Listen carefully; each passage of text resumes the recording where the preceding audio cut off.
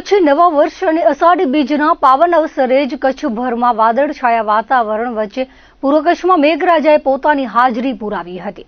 ગુરુવારે વહેલી સવારથી જ રાપર, ગાંધીધામ સહિતના આજુબાજુના છૂટાછવાયા વિસ્તારોમાં વરસાદી ઝાપટા વરસવાનું શરૂ થયું હતું।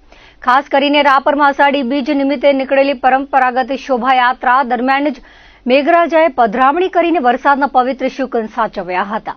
કચ્છી નવા વર્ષના મંગલમય દિવસે જ મેઘરાજાનું આગમન થતા સમગ્ર પંથકના લોકો અને ખેડૂતોમાં ભારે ખુશી અને ઉત્સાહનો માહોલ જોવા મળી રહ્યો છે। ભુજમાં સવારના સમયે જમીન ભીંજાય તેવા હળવા છાંટા પડ્યા હતા, જ્યારે ભચાઉ તાલુકાના આધોઈ ગામ અને ભચાઉ લુણવા માર્ગે પણ વરસાદી ઝાપટા પડતા પાણી વહી નીકળ્યા હતા।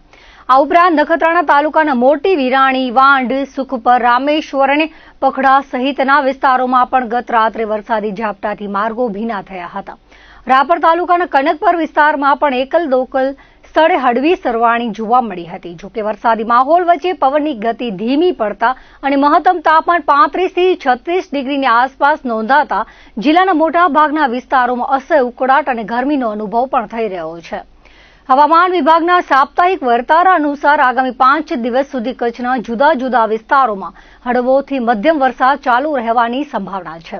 આ સાથે જ બંગાળની ખાડીમાં સક્રિય થયેલી નવી સિસ્ટમના કારણે જુલાઈ મહિનાના અંતિમ સપ્તાહમાં કચ્છમાં વરસાદનો મોટો અને વ્યાપક રાઉન્ડ આવે તેવી પ્રબળ શક્યતાઓ પણ હવામાન નિષ્ણાતો દ્વારા વ્યક્ત કરવામાં આવી છે।